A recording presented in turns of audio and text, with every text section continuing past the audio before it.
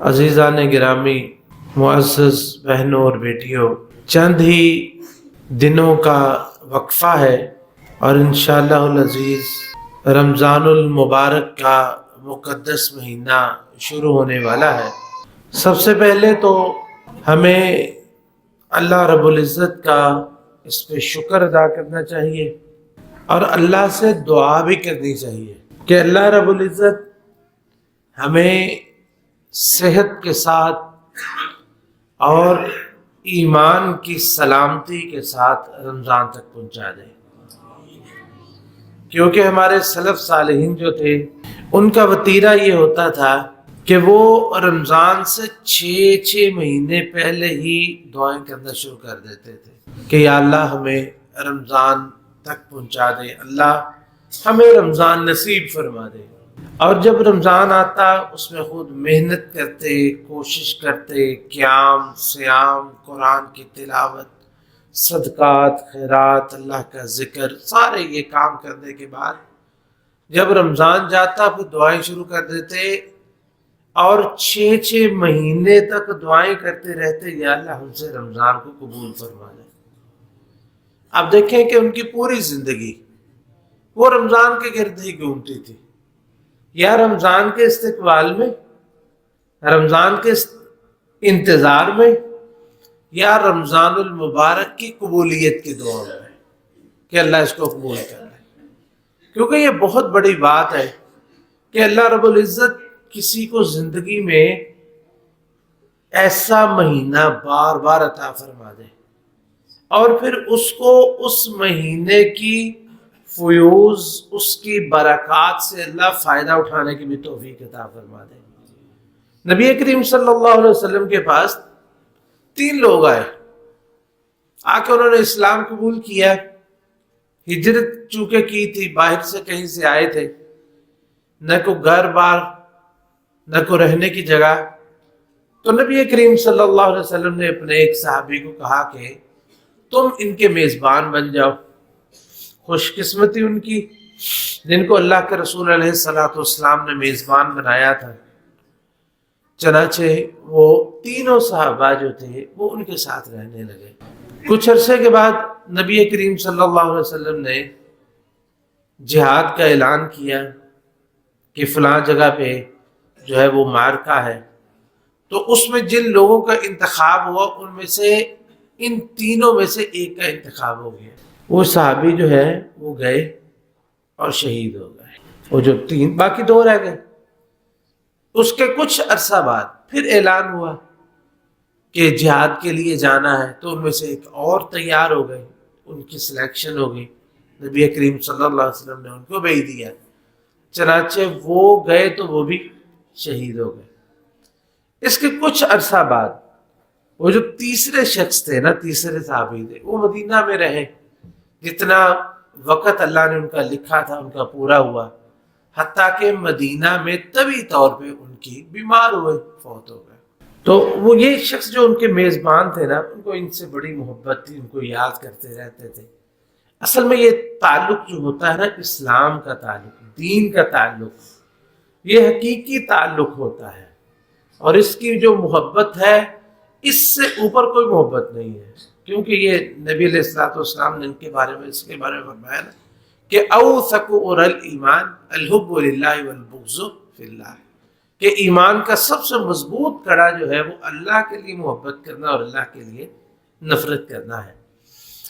تو یہ ان کو یاد کرتے ایک دن اللہ نے ان کو خواب میں ان تینوں کی ملاقات کروا دی۔ تو انہوں نے یہ دیکھا کہ جو شخص سب سے پہلے شہید ہوئے تھے نا، یہ تینوں جنت میں ہیں، ایک یہ کہ تینوں جنت میں ہیں۔ جو سب سے پہلے شہید ہوئے تھے وہ جنت کے ایک طبقے میں ہیں، جو بعد میں شہید ہوئے وہ اس سے اونچے طبقے میں ہیں، اور جو بعد میں طبی طور پہ فوت ہوئے وہ ان سب سے اونچے طبقے میں جنت میں۔ وہ صحابی یہ خواب دیکھ کے بڑا پریشان ہوئے کہ یہ جو لوگ تھے انہوں نے جان قربان کی، یہ شہید ہوئے ہیں، یہ طبی طور پہ فوت ہوئے ہیں، تو یہ کیسے؟ نبی علیہ السلام سے انہوں نے یہ خواب بیان کی۔ نبی کریم صلی اللہ علیہ وسلم کا یہ طریقہ کار ہوتا تھا کہ آپ فجر کی نماز پڑھ کے نا لوگوں سے پوچھتے کہ کسی کو خواب دیکھا ہے، اگر کوئی خواب دیکھتا تو وہ بتاتے، تو آپ ان کی تعبیر فرما دیا کرتے تھے۔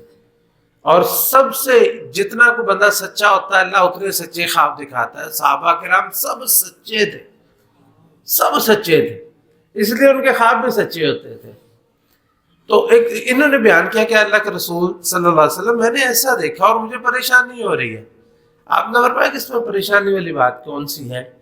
جو پہلے شہید ہوئے انہوں نے جتنے اعمال کیے اللہ نے توفیق دی، دوسرے نے جتنے اعمال کیے، اور جو تیسرے نمبر پہ فوت ہوا ہے نا اس کو اللہ نے زیادہ توفیق دی، زیادہ زندگی ملی، اور اس نے کتنی نمازیں زیادہ پڑھ لی، اس کی زندگی میں رمضان آیا، اس نے رمضان کے روزے رکھے، اس کا قیام کیا، یہ مفہوم بتا رہا ہوں، اس کا قیام کیا ہوگا، اس میں روزے رکھے ہوں گے، اس میں قرآن کی تلاوت کی ہوگی سارا، اس لیے اس کا درجہ سب سے اونچا ہو گیا۔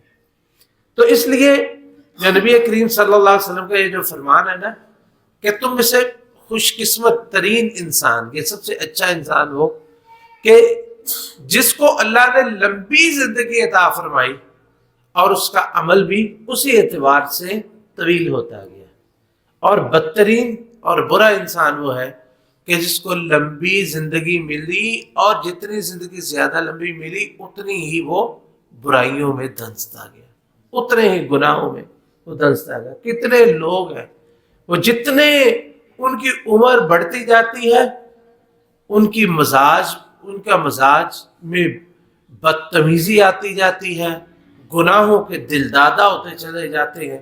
آپ لوگوں نے کہیں سے سنا ہوگا یار فلاں بابا گالاں بڑیاں کٹدا ہے، یعنی بعض لوگ ہوتے ہیں کوئی جتنے بوڑھے ہو جاتے ہیں نا ان کا تجربہ جو ہوتا ہے وہ گالیوں میں زیادہ ہو جاتا ہے، بدتمیزیوں میں زیادہ ہو جاتا ہے، اور بد اخلاقی میں زیادہ ہو جاتا ہے، گناہوں میں ان کا تجربہ زیادہ ہو جاتا ہے۔ تو جو مومن ہوتا ہے جتنی اللہ تعالیٰ اسے لمبی زندگی دیتے ہیں اتنا اس کا عمل بڑھتا جاتا ہے۔ ہر آنے والا دن جو ہوتا ہے اس کا وہ نامہ اعمال میں اس کے اضافہ ہوتا جاتا ہے، ہر آنے والے دن وہ نئی سے نئی نیکی کی تلاش میں رہتا ہے۔ تو یہ ہمارے لیے ایک بہت بڑا ایک عظیم الشان موقع آنے والا ہے کہ جو رمضان المبارک کا ہے، جس میں اللہ رب العزت اپنے مومنوں کی اتنی مدد فرماتے ہیں، پورا ماحول اس کے لیے بنا دیا جاتا ہے۔ اور یہ اللہ رب العزت کا یہ دیکھیں کتنا بڑا احسان ہے کہ اللہ تعالیٰ نے اس روزے کو نفل نہیں رکھا، فرض رکھا ہے۔ ہمارے لیے روزہ فرض رکھا ہے کہ تم نے یہ جس طرح نا مثلا دیکھیں ایک اللہ تعالیٰ کی رحمت کی مثال کسی کے ساتھ نہیں، لیکن ایک دنیا کے سمجھنے کے لیے جس طرح والدین اپنے بچوں کو پڑھاتے ہیں، یا جو والدین اچھے اپنے بچوں کے لیے نماز کا اہتمام کرتے ہیں یا تعلیم کا اہتمام، یعنی جو بھی وہ کرتے ہیں نا اس میں بچے کو آپشن نہیں دیتے کہ بیٹا آپ کی مرضی ہو تو نماز پڑھنے ہوگا، بیٹا نماز ضرور پڑھنی ہے۔ اور جب تعلیم کی باری آتی ہے تو بچے اسکول ضرور جانا ہے، مدرسہ ضرور جانا ہے، قرآن ضرور پڑھنا، اس کو آپشن نہیں دیا جاتا۔ کیوں؟ اس لیے کہ بچہ تو نادان ہے، اس کو آپشن دیں گے وہ تو آسان ہی لے لے گا، تو وہ نہیں جائے گا، لیکن اس کا مستقبل تباہ ہو جائے گا۔ تو اللہ رب العزت نے فرمایا کہ یا ایھا الذین آمنوا کتب علیکم الصیام، اے لوگو تم پر رمضان کے روزے لکھ دیے گئے ہیں، لکھ دیے گئے ہیں۔ کس نے لکھے ہیں؟ کس نے لکھے ہیں؟ وہ ذات جس نے کہا ہے کہ کتب علی نفسہ الرحمہ۔ کون سی ذات؟ جس نے کہا ہے کہ اللہ نے اپنے اوپر رحمت فرض کی ہے، اپنے اوپر رحمت لکھ دی ہے کہ میں نے لوگوں پر رحمت فرمانی ہے۔ تو اس رب نے رحمت فرماتے ہوئے جیسے اپنے لیے رحمت لکھی ہے ایسے لوگوں کے لیے روزے لکھ دیے۔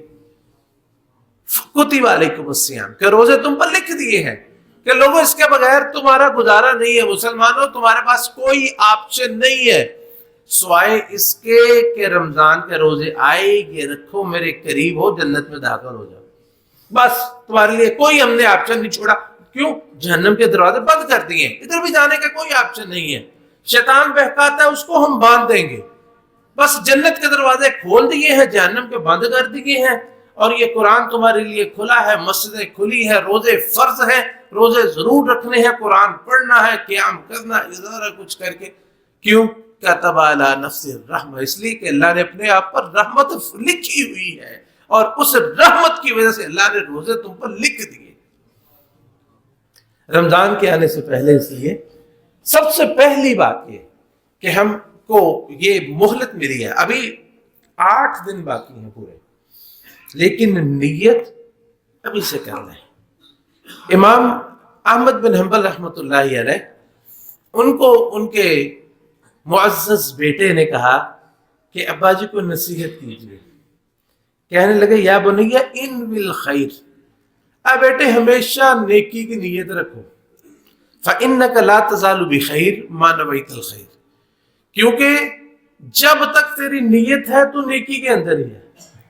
اچھا، اب یہ جو بات ہے کہ ان بالخیر کہ نیکی کی نیت رکھو، اس کا کیا مطلب ہے؟ اس کا مطلب یہ ہے کہ جہاں مجھے نیکی ملے گی میں کر گزروں گا.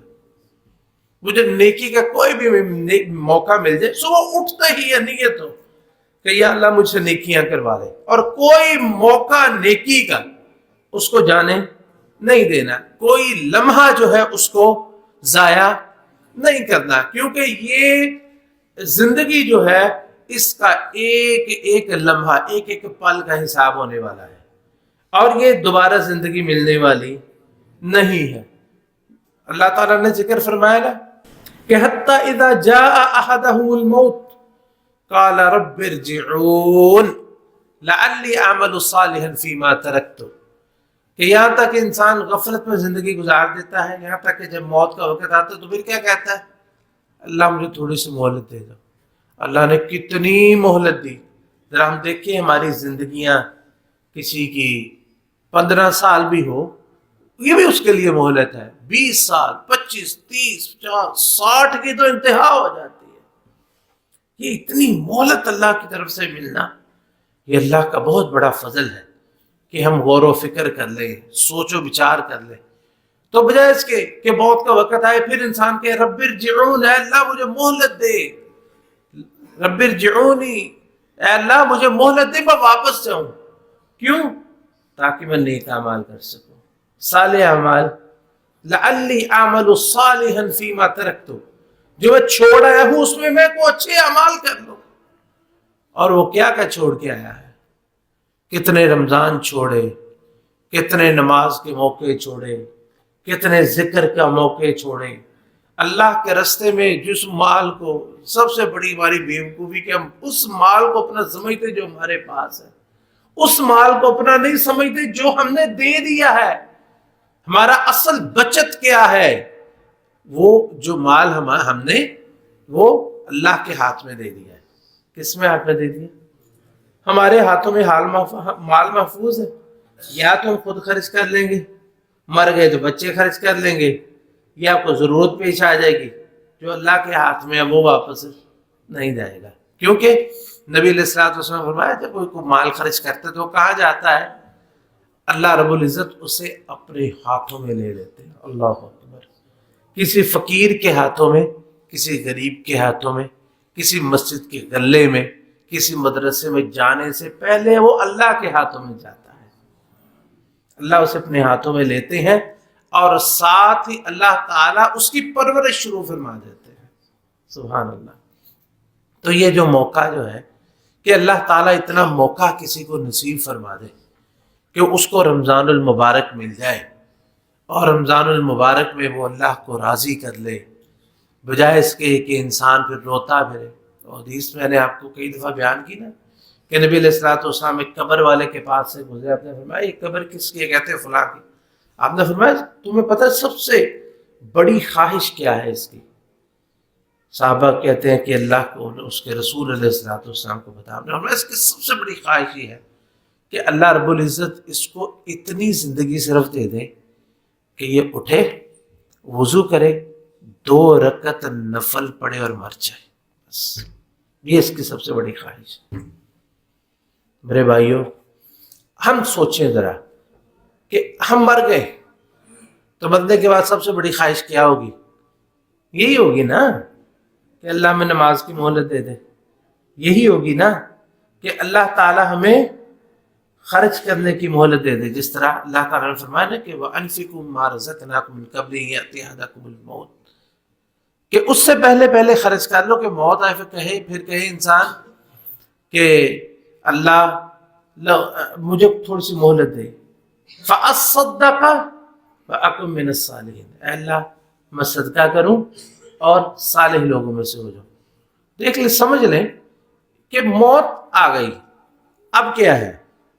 اب یہ مال آپ کے ہے، یہ وقت ہے نہیں ہے، تو یہ اس وقت کو غنیمت سمجھے کہ ہم سب زندہ ہیں، ہماری سانسیں چل رہی ہیں، ہمارا خون رگوں میں دوڑ رہا ہے، دل دھڑک رہا ہے، جیب میں اللہ نے پیسے دیے ہیں، خرچ کرنے کی مہلت بھی موجود ہے، یا اللہ کا ذکر کرنے کے لیے زبان ہمارا ساتھ دے رہی ہے، ہمارے حواس قائم ہیں، زندہ سلامت ہے، تو اس وقت وہ غنیمت سمجھے۔ اور رمضان سے پہلی سب سے بات کہ انوی الخیر فإنک لا تزال بخیر ما نویت الخیر، نیت کر لے کہ انشاءاللہ اس رمضان میں ہم نے اپنے رب کو راضی کرنا ہے، اور ہم نے ایسا نہیں گزرنا ہے ہمارا رمضان کہ گزر جائے تو اللہ کے رسول علیہ الصلوۃ والسلام کی بد دعا ہو کہ اللہ اس کی ناک خاک آلود ہو، کیونکہ رمضان آیا اس نے رب کو راضی نہیں کیا۔ یہ سب سے بڑی بات، نیکی کی نیت کر لیں کہ انشاءاللہ ہم نے، کیوں اگر دیکھیں نیت اچھی ہوگی نا، نیت دل سے ہوگی تو پھر جو ہے اس کا عمل اجر ابھی سے شروع ہو جائے گا، چاہے کسی کی موت بھی ہو جائے۔ یہ صرف اور صرف فیس بک پر پوسٹیں کرنے سے اور واٹس ایپ پر کارڈز لگانے سے اور یہ سٹکر بھیجنے سے رمضان کی تیاری نہیں ہوتی۔ رمضان کی تیاری سب سے پہلے کیا ہے؟ نیت کریں، اور اس کے بعد پھر جو تیاری، اصل تیاری ہے وہ کیا ہے؟ وہ اصل تیاری یہ ہے کہ ہم رمضان کے لیے اپنے کام جو سمیٹنے والے ہیں وہ پہلے سمیٹ لیں، اور خاص طور پر میری جو خواتین سے گزارش ہے، بلکہ مردوں سے سب سے پہلے، کیونکہ انہی کے لیے یہ سارا کچھ کرتی ہیں کہ پورا رمضان المبارک ہمارا جو ہے وہ کس میں گزرتا ہے۔ لگتا یہ کہ رمضان یہ آتا ہے کھانے کے لیے صرف، اس میں سحری کھائی جائے اور اس میں افطاری کی جائے، کہ سحری میں زیادہ سے زیادہ کیسے کھایا جا سکتا ہے، اور افطاری میں زیادہ سے زیادہ کیسے اور کون کون سی ڈشیں زیادہ سے زیادہ بن سکتی ہیں۔ بس یہی ہماری تیاری ہوتی ہے۔ ہمارے گھروں میں کیا رمضان کی تیاری ہوتی ہے؟ جناب راشن اکٹھا ہو رہا ہے، مسالے پیسے جا رہے ہیں، گھی آ رہا ہے، آٹا آ رہا ہے، دالیں آ رہی ہیں، مرچیں، نمک، یہ رمضان کی تیاری۔ اب دیکھ لیں ہر گھر میں یہ رمضان کی تیاری ہوتی ہے۔ کیا؟ سحری افطاری کی تیاری، ہم اس کو رمضان سمجھتے ہیں کہ کھانے پینے کی تیاری۔ لیکن کیا ہم نے رمضان المبارک میں دیکھا اپنے گھر میں کہ ہم رمضان المبارک آ رہا ہے، اس کے لیے ہم گھر میں کوئی جگہ بنا لیں کہ یہ جگہ میری جو ہے وہ عبادت کی جگہ ہے، یہاں قرآن کریم دیکھیں کہاں پڑا ہے، اس کو وہ جو اس پہ گرد و غبار ہے اس کو ذرا صاف کر دیں، جو کئی دن تک ہم اس کو کھولتے نہیں ہیں، قرآن مجید اس کو صاف ستھرا کر کے، ایک نہیں پورے گھر کے لیے ایک کافی نہیں، ہر ایک اپنا اپنا مصحف الگ رکھے کہ تاکہ ایک ترتیب کے ساتھ اس کو پڑھا جائے، ایک ترتیب شروع سے لے کے آخر تک اس کو پڑھے، اپنی نشانی اس پہ لگی ہوئی ہو، اور اپنے لیے دعاؤں کی کتابیں دیکھیں بہت ساری دعائیں میں نہیں آتی، لیکن اس میں بڑی اچھی کتابیں جو ہیں وہ مسنون اور قرآنی آیات، قرآنی، اور اسی طرح یہ جو ہے وہ موبائل فون میں بھی اس کی ایپس موجود ہیں بڑی اچھی، تو ان کو ڈاؤن لوڈ کریں اور دعاؤں کی کتابیں رکھیں، اپنی جگہ مقرر کریں، اور پھر اپنے اوقات جو ہے وہ مقرر کریں، خاص طور پر کہ ہم نے کس طرح جو ہے وہ رمضان المبارک جو ہے وہ اس سے زیادہ فائدہ حاصل کرنا ہے۔ ہمارا ایک نا رمضان المبارک میں ایک بڑا ہدف ہوتا ہے کہ روزہ کس طرح جلدی سے گزر جائے، یہ ہمارا ہدف ہوتا ہے کہ وہ کون سا طریقہ کار ہو سکتا ہے کہ روزہ جلدی سے گزر جائے۔ اسے پھر کے لیے کیا کرتے ہیں؟ پھر رات کو جاگتے ہیں تاکہ دن میں زیادہ سے زیادہ سویا جائے۔ رات کو اچھا اگر تو رات کو جا کے اللہ کی عبادت کرتے ہیں تو اچھی بات ہے، لیکن اگر ہم رات کو اٹھ کے جو اب دیکھیں جو لوگ سارا دن کرکٹ نہیں، سارا سال نہیں کھیلتے، وہ بھی رمضان کو کھیلتے ہیں، لائٹیں لگ جاتی ہیں جناب، وہ ساری چیزیں آ جاتی ہیں اور سارا رات جو ہے ہم اسی طرح گزار دیتے ہیں، سحری کھائی ہے، سحری کھا کے سو جانا ہے تاکہ جلدی سے یہ رمضان گزر جائے۔ اور میرے بھائیوں، اس کے ایک ایک لمحے کو کشید کیجیے، ایک ایک لمحے سے نیکی کو کشید کیجیے، ایک ایک لمحے کو غنیمت سمجھنا چاہیے کہ جو رمضان آ رہا ہے کہ اس طرح ہم نے اس سے کیا زیادہ سے زیادہ فائدہ کیسے حاصل کرتا ہے، زیادہ سے زیادہ نیکیوں کو سیکھیں کہ کون سے اعمال خاص طور پر ایسے ہیں کہ جو تھوڑے سے اعمال کریں اور اجر اس سے زیادہ ملے۔ یہ جو اجتماعات خاص طور پر ہوتے ہیں نا رمضان المبارک میں، یہ بڑے نقصان دیتے ہیں۔ ہماری مجلسیں برپا ہوتی ہیں، راتیں کھانے میں گزر جاتی ہیں، افطاری کی، پھر افطاری کے بعد رات کو جناب کبھی کچھ بن رہا ہے، کبھی کچھ پک رہا ہے، کبھی کچھ آ رہا ہے۔ تو پھر ہم رمضان یہ کھانے پینے کے لیے ہی ہے، یہ ہم یہی سمجھتے ہیں کہ بس اب دیکھ لیں کہ بازاروں میں کھانے پینے کے سب سے زیادہ جو ہے نا وہ فروخت ہو رہی ہوتی ہے۔ تو لیکن یہ رمضان میں تو ہم نے کھانا کم کرنا تھا تاکہ ہم زیادہ عبادت کی طرف توجہ کریں اور کھانے سے توجہ ہٹ جائے۔ بھی اب کھانا ہے ہی نہیں، پینا ہے ہی نہیں، تو کیا کام ہے؟ اللہ کی عبادت کرنا ہے۔ اللہ رب العزت سے دعا ہے کہ اللہ تعالیٰ سلامتی کے ساتھ ہمیں اس مہینے تک پہنچائے اور زیادہ سے زیادہ فائدہ حاصل کرنے کی توفیق عطا فرمائے۔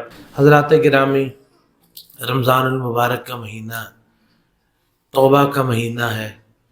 ہمیں چاہیے کہ اس مہینے کے آنے سے پہلے توبہ کریں، توبہ کر کے پاک صاف ہو کے اس مہینے میں داخل ہو، کیونکہ نبی علیہ الصلوۃ والسلام نے فرمایا کہ التائب من الذنب کمن لا ذنب لہ۔ ہمارے لیے بہت سارے مواقع ہیں کہ بہت سارے گناہ جس پہ ہم جو ہے وہ تسلسل اختیار کیے رہتے ہیں، رمضان المبارک میں ہم ان کو چھوڑیں، اور بہت سارے ایسے گناہ ہوتے ہیں کہ انسان ان کو چھوڑ بھی دیتا ہے کہ صرف ایک رمضان کے لیے۔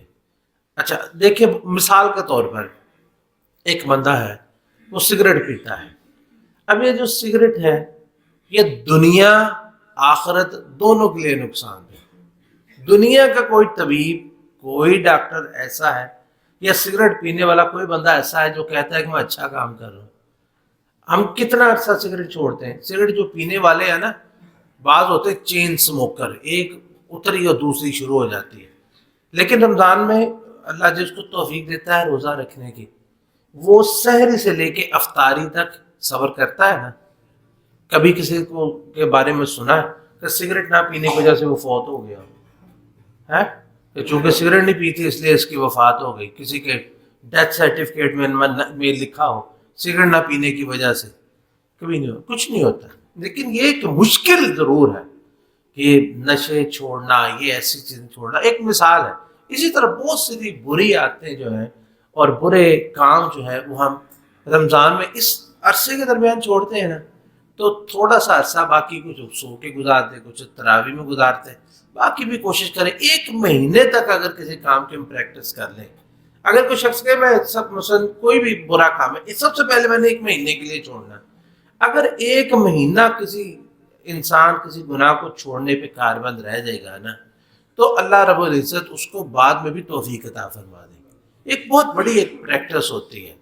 تو اس لیے ایک توبہ کرنا، اور دوسری بات اسی توبہ میں جن گناہوں سے توبہ کرنا ہے کہ خاص طور پر یہ جو آپس کے بغض ہیں، حسد ہیں، لڑائیاں ہیں، جھگڑے، ان کو ختم کر دینا چاہیے۔